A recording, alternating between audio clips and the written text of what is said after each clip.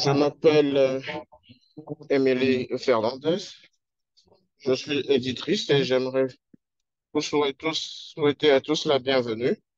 Merci beaucoup pour votre patience. Je sais que nous démarrons un peu en retard.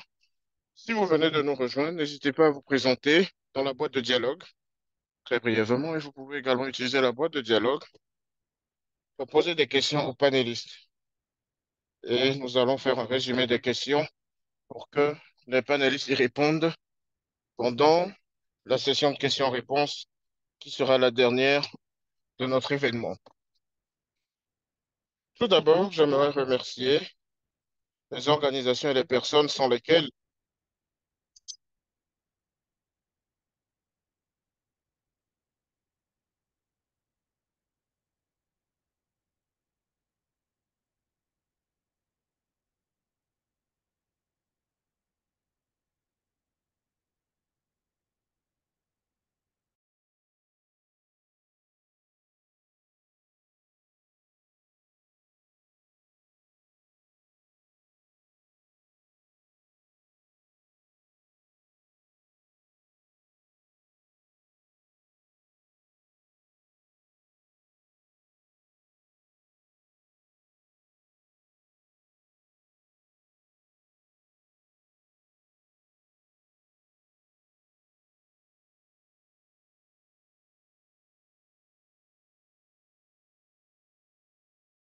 Nous avons également un site web euh, pour l'accession et l'inclusion.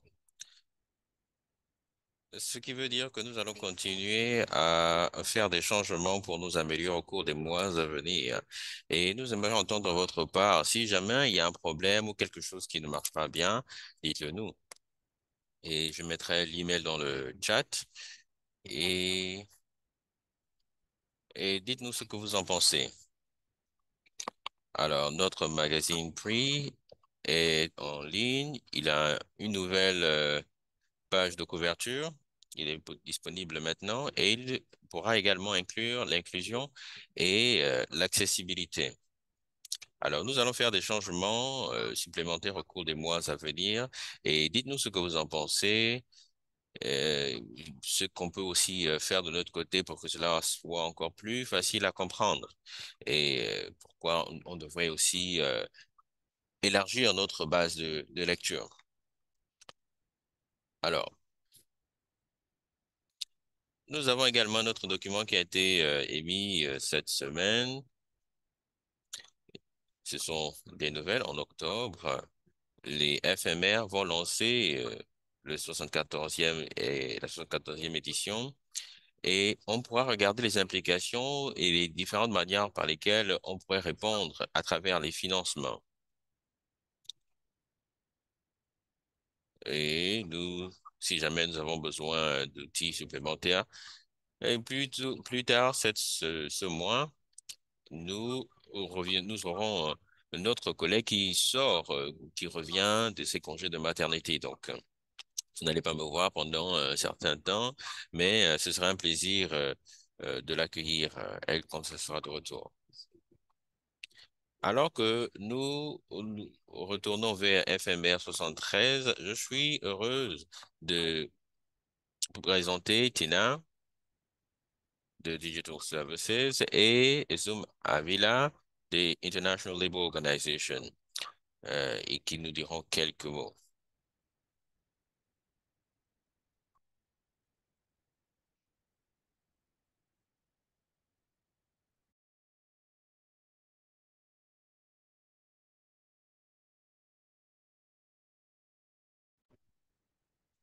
Donc, dans le système humanitaire, vous avez la potentialité de changer la vie des gens, les gens qui apprennent, l'inclusion dans le l'économie service numérique et et des les solutions opportunités durables. pour Mais trouver des solutions.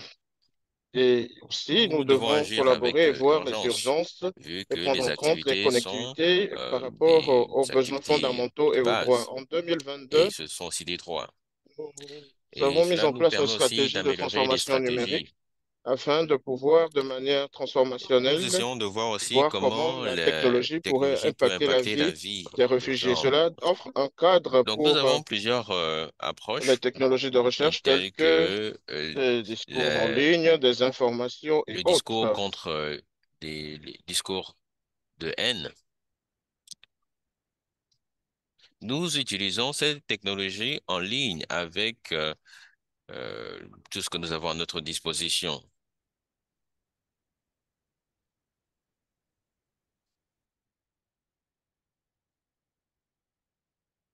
Bien que parfois cela nécessite plusieurs interventions par des acteurs humanitaires, une chose est claire,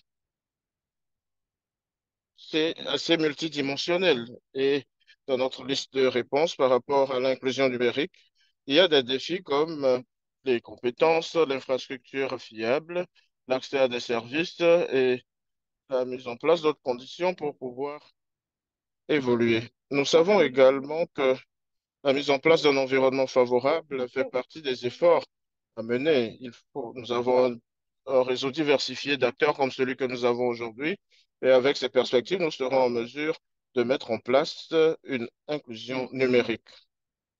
Nous travaillons avec des partenaires pour pouvoir baisser les barrières et aussi capitaliser sur ces technologies de manière à ce que cela améliore le bien-être et la vie. Par exemple, par les projets financés dans Perspective, nous avons travaillé avec le BIT qui est présent aujourd'hui et tous les acteurs dans l'économie numérique des réfugiés. Bien entendu, cela a des risques. La connectivité des réfugiés est importante et nous essayons de voir toutes ces connectivités de près de 20 millions de personnes déplacées d'ici 2030. Tandis que l'organisation pourrait ne pas être toujours en conformité avec les visions, nous croyons fermement en l'importance de l'appui dans cet espace pour pouvoir réussir. C'est à travers les discussions et à travers les réflexions que nous pouvons collaborer et partager l'accès à ces technologies qui sont développées de manière égale et bien et aussi les bénéfices pourraient être utilisés en la matière. Merci de nous avoir rejoints ici. Nous serons très enthousiastes de voir comment vous pouvez contribuer à ces discussions et euh, favoriser l'inclusion numérique des personnes des déplacés forcés ainsi que des migrants forcés. Merci. Je passe la parole à Donna. Merci beaucoup. J'espère que vous m'entendez bien. Tout d'abord, j'aimerais vous remercier de m'avoir invité. Je m'appelle Solo Ravela. Je suis spécialiste en économie numérique et je collabore sur la mise en œuvre des opportunités, des projets et financés par les gouvernements des Pays-Bas. Et je travaille sur la promotion, l'inclusion et la protection des réfugiés ainsi que des communautés d'accueil dans l'économie digitale. Et tout cela est bien lié à notre sujet du jour et nous mettons en œuvre tout cela en partenariat avec l'UNHCR et nos collègues qui sont présents aujourd'hui. Je serai très bref et tout d'abord, j'aimerais saluer les collègues du HCR et en exprimant notre reconnaissance, reconnaissance du BIT et des questions sur des questions de la perturbation du numérique et du déplacement. Nos questions s'adressent au déplacement de masse qui ont pu relever ces questions. Certaines institutions sont des partenaires de mise en œuvre dans les pays où nous avons nos opérations. Et Émilie, merci, félicitations pour votre nouveau look. Permettez-moi de partager quelque chose qui vous est assez familier. La migration et les déplacements forcés sont sur la voie. En 2023, des millions de personnes sur la planète ce sont des déplacés par forcés. Et en parallèle, les fonctions ou les emplois devenaient très numérisés. Et les technologies numériques offrent des potentiels en matière de création d'emplois pour plusieurs pays. Et bien entendu, cela fournit des stratégies pour que des politiques soient mises en place et des cadres ainsi que des motivations aux acteurs qui travaillent dans l'économie numérique.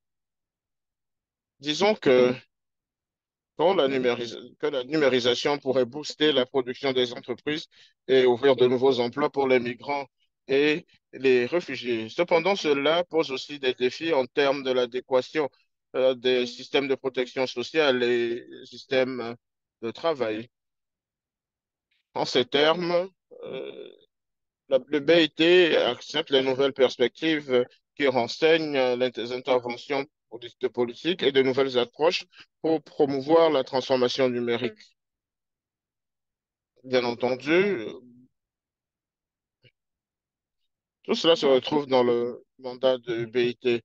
La contribution à cette nouvelle édition de Force Displacement and Migration Review a pu développer les opportunités et défis que pose l'économie numérique et que la numérisation pose dans l'intégration des migrants et des réfugiés. Il y a eu la cartographie des domaines critiques qui tombent dans le champ d'action du BIT et le travail que nous sommes en train de mener au niveau local sont prises en compte. Ceci nous permet de faciliter l'accès à la compétence numérique, le renforcement des compétences et la promotion des, de l'intelligence artificielle et de l'utilisation des algorithmes, comprendre comment les organisations sont en train de se développer de par le monde à travers le numérique, telles que différentes plateformes, les plateformes de travail, le freelancing et le travail digital. Il faut également souligner que certains éléments qui se retrouvent dans ce sujet, c'est le plaidoyer de la réalisation des principes fondamentaux comme la liberté d'association et le droit de négociation sociale qui sont dans le mandat du BIT. Je suis très enthousiaste d'apprendre de tous ceux qui participent à cette session aujourd'hui. J'aimerais vous inviter tous à suivre le travail préparatoire du BIT pour prendre en compte les normes au niveau international afin de soutenir cette plateforme numérique économique. Et tout cela sera étudié lors de la conférence internationale du travail l'année prochaine. Et merci encore une fois pour l'opportunité que vous nous offrez de nous exprimer au nom du BIT aujourd'hui. Je m'en arrête là et je vous remets la parole, Émilie.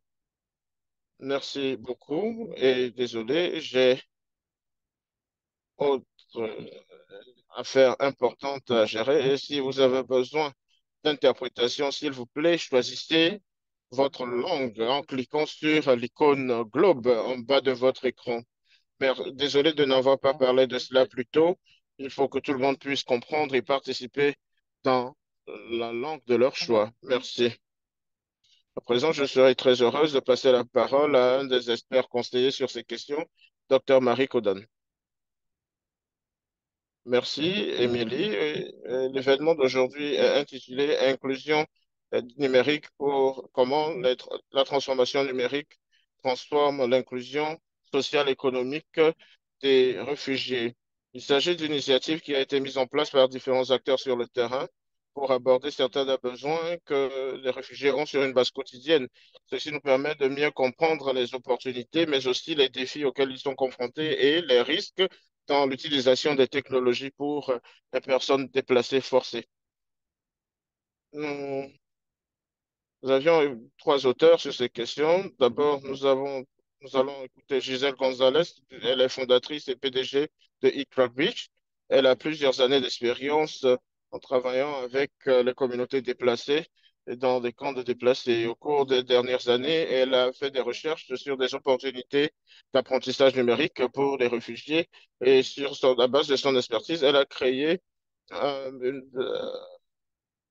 marché du travail de freelance en matière digitale.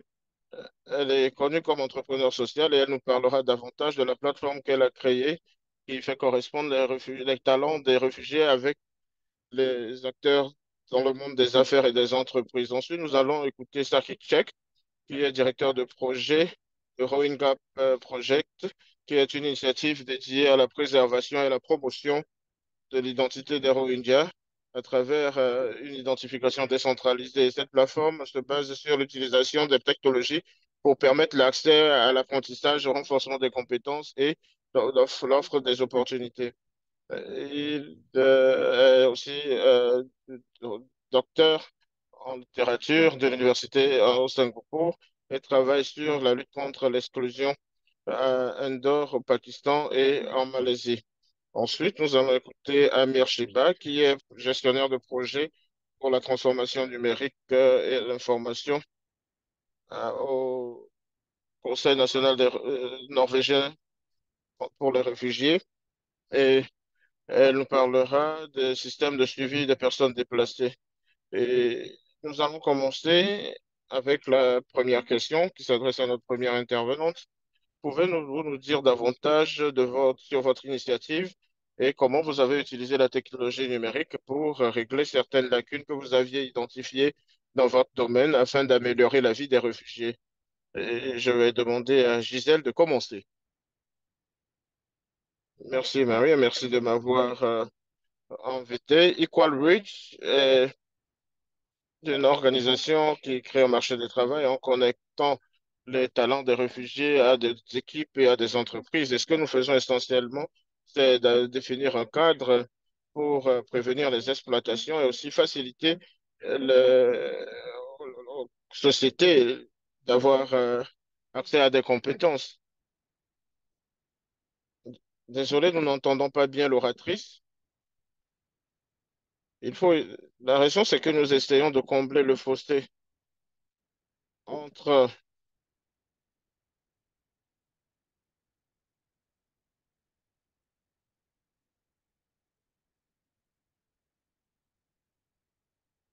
voir les compétences qui existent.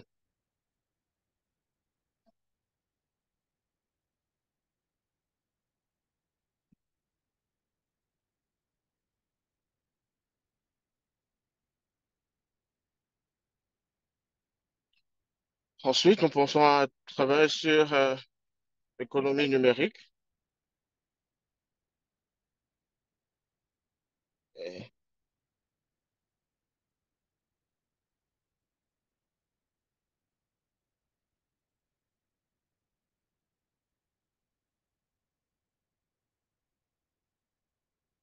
nous avons du mal à vous suivre, Gisèle. Je pense que votre connexion fait défaut. Est-ce que vous pouvez vérifier votre connexion Internet, Gisèle?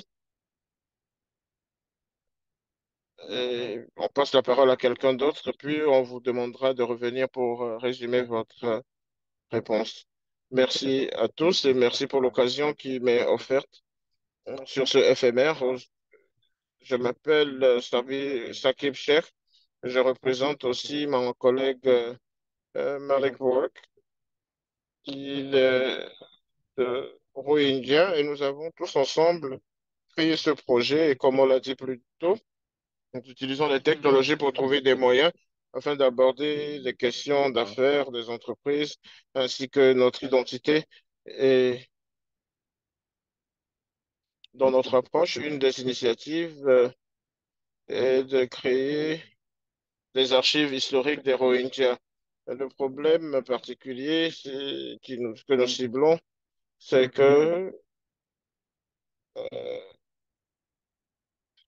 il y a eu des génocides qui ont été commis et qui ont pu affecter non seulement le désastre humanitaire, mais aussi l'aspect culturel des Rohingyas. Et ce que nous avons pensé être important, c'est de voir comment préserver notre héritage culturel en tant que ressortissant du Rohingya, c'est-à-dire trouver des documents pour renseigner les questions identitaires et des matériaux qui pourraient nous permettre d'avoir une trace, car la plupart des documents ont été perdus ou détruits. Et nous essayons de créer un système où la plupart de ces documents d'archives sont sauvegardés, un système qu'on appelle Blockwave. C'est comme un système basé sur le blockchain qui permet de stocker, de faire des stockages en masse de documents. Si vous êtes familier à l'utilisation du blockchain, vous allez vous rendre compte que l'utilisation provient de la permet de stocker en masse. Et essentiellement, ce que nous essayons de cibler, c'est qu'au cours des prochaines générations, les Rohingyas qui ont accès à ces matériaux puissent faire un lien avec leurs ancêtres qui ne sont plus Il s'agit d'un héritage culturel que nous essayons de bâtir. Et voilà très brièvement le résumé que nous voulons partager avec vous sur notre initiative. Merci beaucoup. Ok, Anim, maintenant. Amir, bonjour, merci à tous. Merci pour l'occasion qui nous est offerte. Très brièvement, ce que nous faisons au niveau du Conseil norvégien des réfugiés, nous essayons de fournir une aide juridique aux populations déplacées.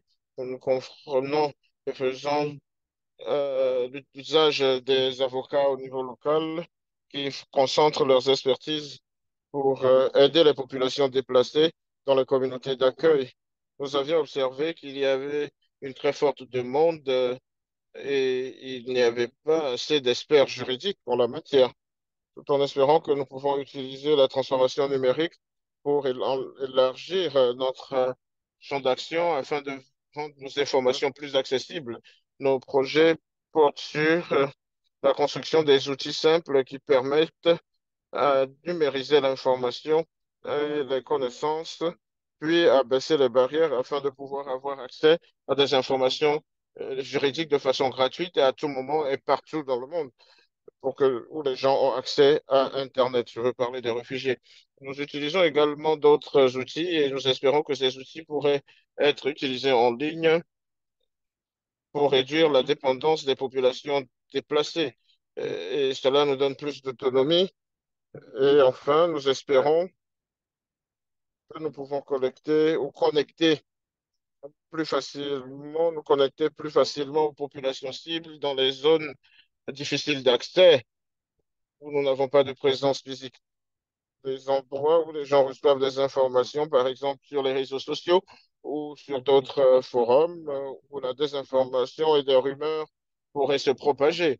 Et nous voulons avoir des sources d'informations fiables qui doivent être présentes dans la zone. Voilà un peu ce que nous faisons et comment nous utilisons la digitalisation pour fournir nos services aux populations déplacées. Merci beaucoup, Amir. Je vais essayer de redonner la parole à Gisèle, puis avoir son point de vue. Peut-être que vous pouvez nous donner un peu d'explication sur ce que Equal Reach fait.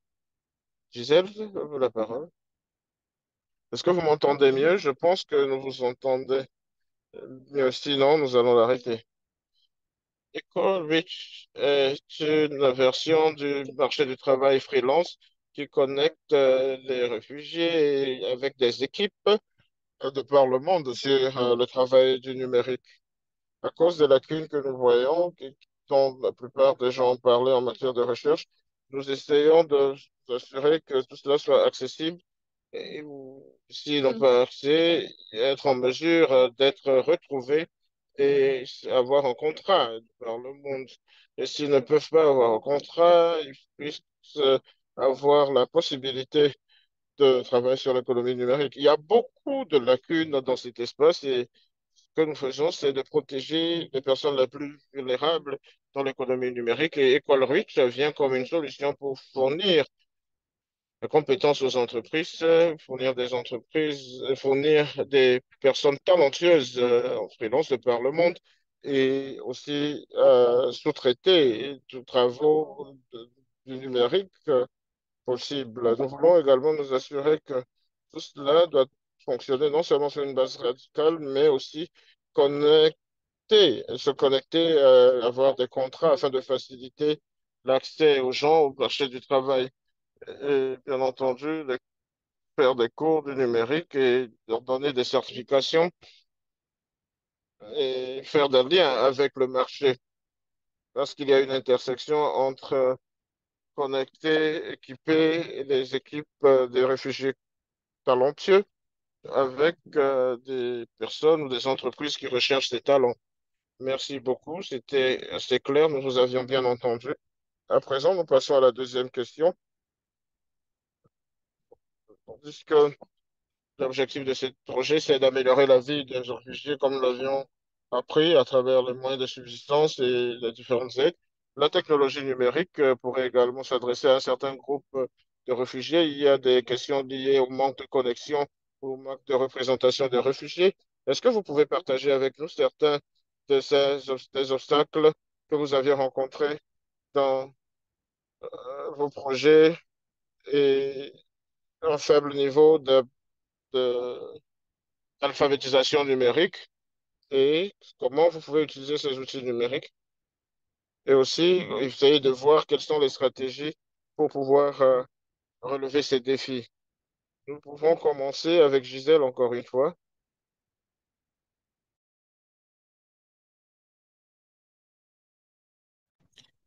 Alors, moi, je me dis qu'il y a plusieurs documents ou de programmes qui existent à travers le monde pour les personnes déplacées. Et la difficulté que je vois pour moi, c'est que, en fin de compte, il doit y avoir le développement. Il y a beaucoup de développement qui est fait. Et lorsque nous regardons l'économie, nous devons commencer à trouver l'accès pour ces personnes. Lorsque une personne a un accès, comment s'assurer qu'elles sont équipées pour pouvoir générer des revenus en ligne et de le faire d'une manière durable? Et je sais qu'il y a Amazon et c'est un cadre qui ne fonctionne pas très bien.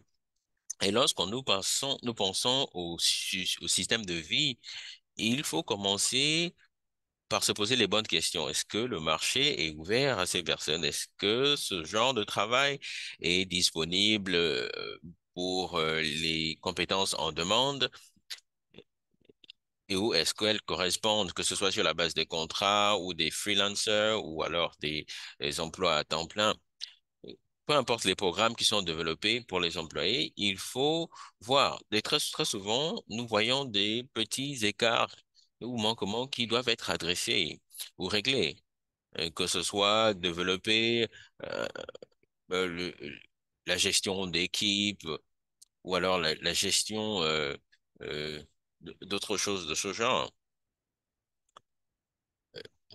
Voilà, par exemple, le chronométrage, il y a un tout petit écart. Lorsqu'il faut s'assurer que si les gens sont préparés ou pas et être capable de créer un travail durable pour ces personnes et ces communautés dans l'économie numérique. Merci beaucoup, Gisèle. Habib, je vous passe la parole. Alors,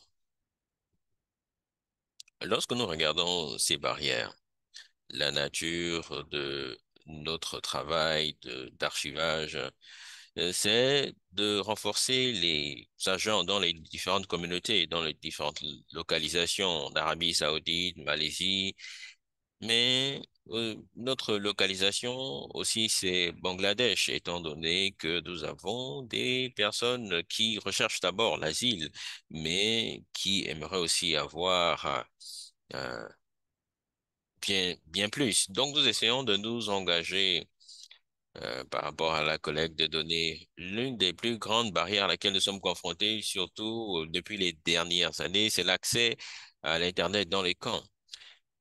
Parce que même la pénétration des téléphones cellulaires est très faible. Et dans certains cas, nous avons vu que nous n'avons pas pu contacter les membres de la communauté. euh, et lorsque nous voulions avoir des données, certaines informations clés, ou alors récolter des photos, nous n'avons pas pu les avoir, c'est-à-dire n'ont pas pu être scannés et être envoyés. Et même aujourd'hui, où je vous parle, les conditions dans les camps sont encore difficiles. Donc, il faut que nous trouvions de nouveaux moyens sécuritaires pour faire face à cette question. Voilà, pour moi, c'est là le problème le plus proche. Voilà, il y a aussi le problème de téléphone, le type de scanner ou alors la qualité de scanner à laquelle ces personnes ont accès dans ce genre de localisation. Merci beaucoup. Et pour finir, ami, alors, pendant des années, j'ai vu des programmes et de l'assistance légale qui est fournie aux communautés sous forme de services. Par exemple, lorsque nous parlons la fourniture d'assistance légale, nous allons dans les communautés, les centres communautaires, les églises, les mosquées, et nous essayons d'augmenter la connaissance de ces personnes par rapport à ces questions. Alors, peu importe le nombre de personnes que nous avons pu couvrir, les projets ont été très bien organisés. Et cette transformation est faite dans une perspective, c'est-à-dire d'atteindre encore plus de personnes d'une manière encore moins chère, tout en dépensant moins. Parce que avec la connaissance, la communauté cible que vous essayez de joindre a certaines modalités. Et il y a plusieurs manières de le faire. Alors, c'est une chose de reconnaître que la population n'aura pas la connectivité requise et, et c'est une autre chose. Euh, alors, comment faisons-nous la différence? Comment devons-nous assurer qu'il y a un alignement entre les différentes modalités que nous avons adoptées pour atteindre les communautés? Nous avons introduit cette prospective de complémentarité et nous avons tellement d'éléments que nous avons discutés. Par exemple, il faut s'assurer qu'il y ait un équilibre entre les deux modalités pour s'assurer que on ne choisit pas la solution la plus facile tout en laissant les personnes pour contre, c'est-à-dire celles qui n'ont pas accès à Internet. Et l'une des idées, c'est que nous espérions que même avec ces modalités, même si elles réduisent le fardeau sur les personnes de 30 à 40%, parce qu'aujourd'hui, les gens ont accès à Internet, ils peuvent utiliser Internet, avoir accès à des informations, mais cette information supplémentaire peut être aussi mise dans des conditions plus complexes et pour des populations vulnérables. Donc, il est encore mieux de faire attention à ces modalités parce qu'elles ne sont pas toujours une bonne solution. C'est quelque chose que nous essayons, voilà, de régler. Et pour finir, j'aimerais aussi dire que on reconnaît que des fois, ce que nous voyons, c'est que l'accès est faible dans la communauté parce que les solutions, c'est-à-dire on ne trouve pas toujours la valeur ajoutée. Dans mon exemple, j'ai pas souvent réalisé l'importance d'installer une application de la banque sur mon téléphone. J'ai pas le temps de faire tout cela. Et nous espérons qu'une fois que ces solutions peuvent être apportées, de nous montrer la valeur de l'application en question, je crois que cela peut pousser les gens à apprendre un peu plus sur les questions de connectivité. Et cela peut même aller au-delà de ce qu'on peut faire. Mais nous avons aussi des choses qui sont faites, qui progressent à à petits pas. OK, merci. Au début, nous avions dit que si vous avez des questions, vous pouvez les mettre dans le chat. Euh, nous avons dit que nous allions les lire. Et si vous n'avez pas le temps de répondre à toutes les questions seront transférées à l'un des orateurs plus tard. Alors, juste pour revenir sur les questions qui ont déjà été posées. Avec ces initiatives, il semble que l'objectif ultime, c'est pour que les populations déplacées vivent dans la dignité, le respect, l'égalité et toutes ces valeurs. Donc, quand on regarde dans le secteur, ce qui manque, c'est juste que la technologie soit transformative pour la population. Et vous pouvez y répondre de manière brève par rapport aux initiatives, selon que vous le sentez. Et Gisèle, on peut commencer avec vous. Alors, moi, je crois que le plus gros de ce que nous faisons, c'est de s'assurer que nous ne dupliquons pas ce qui existe déjà. Il faut remplir les vides. Nous sommes une organisation, nous fonctionnons comme une organisation B2B. Nous avons des projets et nous identifions la meilleure organisation qui peut soutenir un groupe de talents, de personnes talentueuses. Donc, c'est notre approche. Donc, le renforcement des capacités et identifier les personnes dans son environnement, nous les trouvons et nous essayons de sécuriser ce travail et de tirer la fierté justement de ce travail. Peut-être on peut ajouter d'autres membres supplémentaires qui n'ont jamais travaillé dans ce cadre-là, mais nous essayons vraiment de changer la manière dont les gens opèrent pour avoir accès à ce travail. Donc, il y a beaucoup de renforcement de capacités que nous faisons avec les partenaires. Ça peut être fait avec les ONG, avec des entreprises qui soutiennent les réfugiés. Et nous avons une documentation standard avec la facturation, négociation des prix. Il y a tellement de choses qui entrent en compte euh, dans l'économie numérique actuelle. Un freelancer, par exemple, sur un marché qui se focalise sur l'individu, peut être en train de compétir avec 6 millions euh, de freelancers dans le monde. Vous n'avez peut-être pas toutes les compétences requises pour le projet en question, mais vous pouvez travailler avec un aspect technique sur l'équipe ou alors d'autres personnes qui ont les compétences et vous pouvez justement remplir le côté qui leur manque. Merci beaucoup, Gisèle. Saki. Alors, c'est une question importante parce que lorsque nous parlons des Rohingyas, ce n'est pas juste des demandeurs d'asile ou des réfugiés, mais il y a aussi un aspect de personnes qui ne sont pas documentées et des personnes qui sont sans état. Et, et cela est même au cœur de la question de l'identité. Et dans ce magazine, euh, on parlait de cet aspect. Donc, en rapport à l'identité, il y a une sorte de perspective humanitarienne qui joue énormément dans les questions de soucis de vie privée, mais il y a aussi un aspect dans la lutte des Rohingyas qui est relié à la manière dont les Rohingyas peuvent avoir le contrôle de leurs propres informations, de leurs données.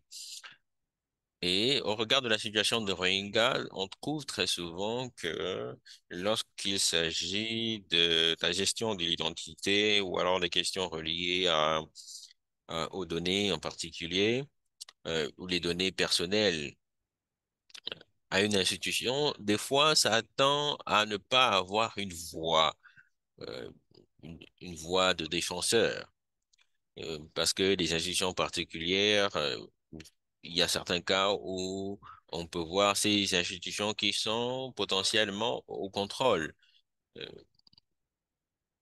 Et pour nous, ce qui serait bien de faire, c'est d'atténuer euh, le problème de l'identité des Rohingyas, parce que certains ont un impact.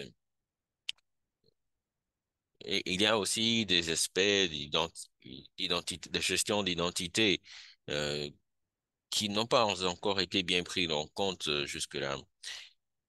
Donc, c'est pourquoi notre projet est très sensible à la question de la préservation et la préservation des droits des Rohingyas. Et nous nous en tenons à cette mission. Merci beaucoup, Sakib. Et nous passons maintenant à Amir. Alors, moi, je voulais faire ressortir deux défis.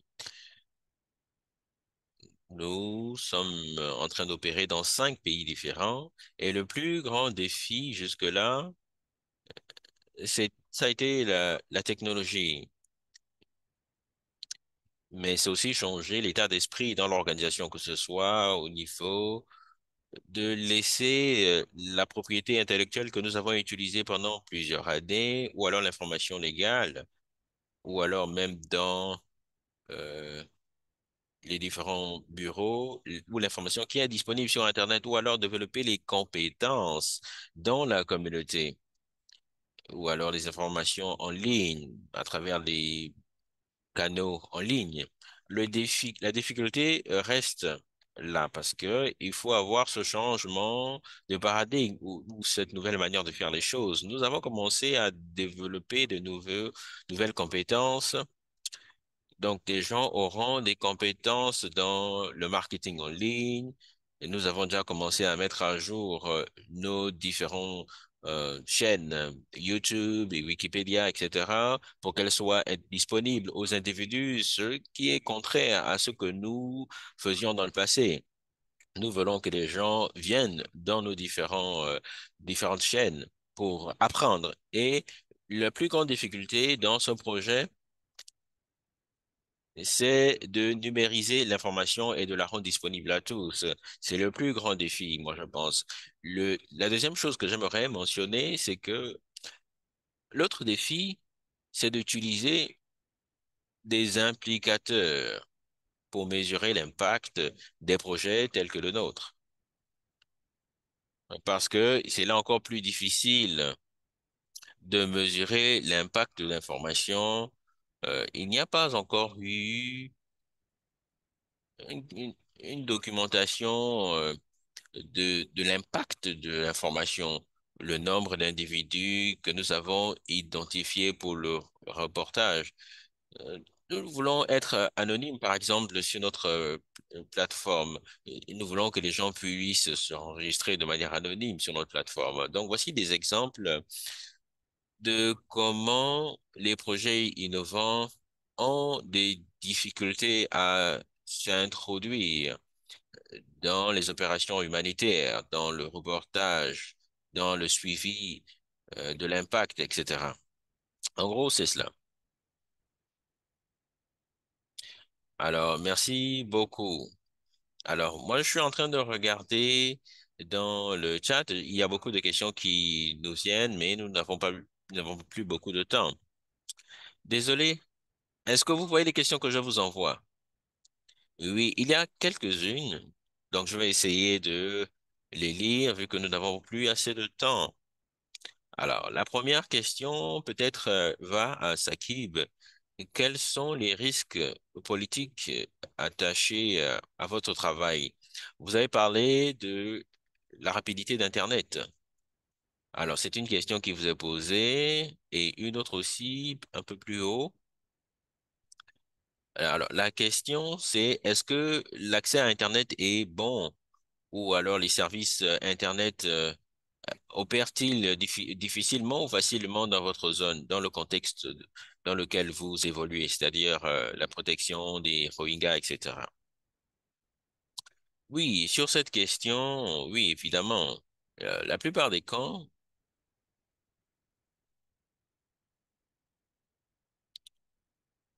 en fait, il y a eu une décision qui a été prise par les autorités de permettre certaines zones du camp pour qu'il n'y ait pas accès à Internet. Effectivement, certaines zones n'ont pas accès à Internet, mais certaines zones aussi ont Internet. Et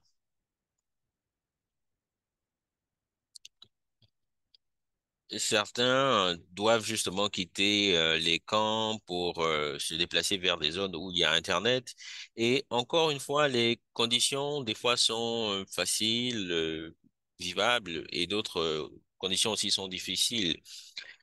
Mais de manière générale, je dirais que depuis la COVID-19, euh, la situation est encore plus accentuée.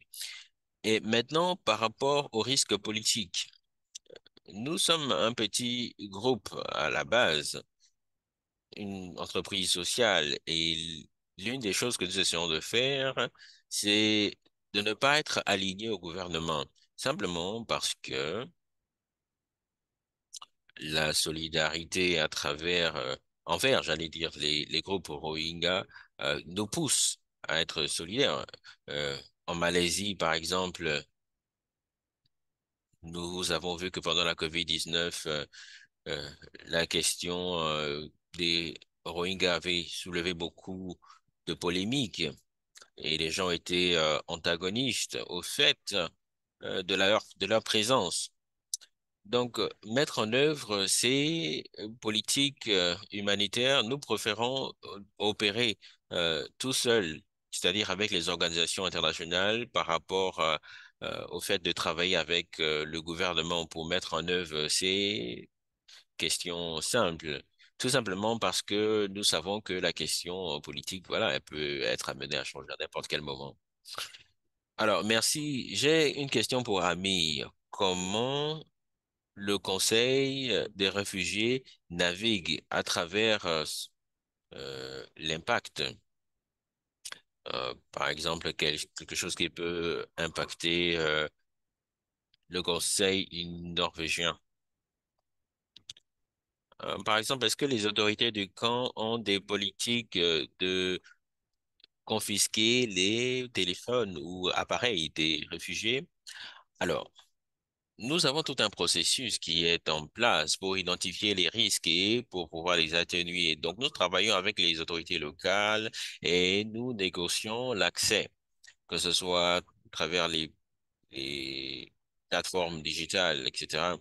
Donc, nous, en Colombie, par exemple, en Amérique latine, ou aussi en Ukraine, nous essayons de- d'avoir ce genre de kiosque pour les populations réfugiées où ils peuvent avoir accès. C'est comme une plateforme, en fait, où ils peuvent avoir accès à certaines informations. Cependant, ce n'est pas toujours une réussite parce que des fois on peut décider que c'est trop dangereux pour notre équipe de lancer une telle plateforme parce que le gouvernement n'est pas confortable avec le fait que nous ayons une direction de la communication avec les réfugiés. Donc c'est une question, voilà, tout comme les autres questions d'accès à l'information. Il y a aussi les problèmes de confidentialité et d'analyse qui entrent en jeu. Et Gisèle, une question pour vous. Comment gérez-vous le paiement international? Et est-ce qu'il y a un risque que les réfugiés fassent face à des répercussions? Alors, la gestion des paiements internationaux, c'est pourquoi nous avons utilisé ou décidé d'utiliser la route des B2B. C'est parce que nous voulons naviguer les paiements pour chaque personne. On peut travailler avec les organisations qui ont une forte euh, euh, couverture locale et elles savent qui a accès à un compte bancaire et qui ne l'a pas.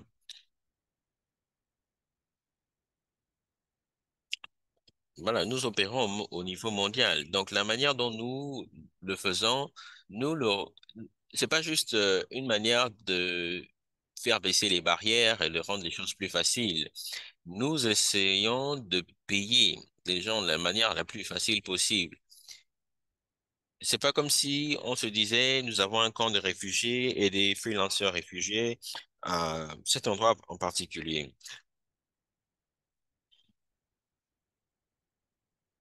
Donc, nous rendons les choses assez faciles, que ce soit pour des paiements qui viennent des États-Unis, du Royaume-Uni ou ailleurs. Nous travaillons avec plusieurs entreprises à travers le monde qui nous paient directement et nous pouvons travailler avec des organisations et trouver la meilleure manière pour s'assurer que nous payons ces organisations et elles sont celles qui paieront les individus. Et nous le suivons avec des études pour s'assurer que les organisations qui disent qu'elles peuvent payer puissent réellement faire parvenir les fonds aux personnes dédiées. Donc, tout ce processus nous fait ressortir l'idée d'un intermédiaire et aussi l'idée que ce n'est pas toujours facile de payer les freelancers. Il y a de cela 5 ans, j'ai fait un projet où j'essayais de travailler avec des freelancers sur un projet. Ils ont fait une transcription pour moi et il n'y avait pas de moyens pour les payer. Et PayPal était pas disponible dans la région. Donc, nous avons mis en place un compte BNB et c'est de cette manière que nous avons pu faire le paiement. Donc, pour chaque business ou réglementation que nous avons en place, il y a toujours un moyen, hein, toujours un moyen. Donc, faire baisser les barrières, avoir un accès, et c'est pourquoi nous utilisons la structure B2B. Merci beaucoup. Alors, nous avons beaucoup de questions dans le chat. Malheureusement, c'est déjà l'heure. Et ce que nous pouvons faire, c'est copier toutes ces questions et vous les envoyer à vous tous. Et si vous avez encore plus de questions, vous pouvez également lire notre guide éphémère sur les différents problèmes qui sont adressés. Alors, sur ce point, je veux remercier Gisèle, Sakib et Amir, Shiva pour vos interventions très instructives. Et j'inviterai tout le monde à lire le document de FMR. Non seulement vous saurez un peu plus des initiatives comme celle d'aujourd'hui, mais vous apprendrez aussi des autres initiatives. Voilà, nous avons fait un travail remarquable à montrer les équivalents euh, de paiement, etc., par rapport aux questions numériques. Alors, Émilie, je vous repasse la parole. Merci beaucoup, Émilie, et à tous nos panélistes et à l'audience. Il y a tellement de questions, j'ai essayé de les lire toutes. Malheureusement, j'ai pas assez de temps à ma disposition. Et c'est exactement ce dont nous sommes en train de parler, c'est-à-dire la migration forcée. Alors, nous allons revenir vers notre éditeur adjoint qui va nous faire un résumé. Merci beaucoup à tous, Émilie, et pour vos contributions aujourd'hui. C'est vraiment satisfaisant de voir l'implication de tout un chacun et de vous entendre partager.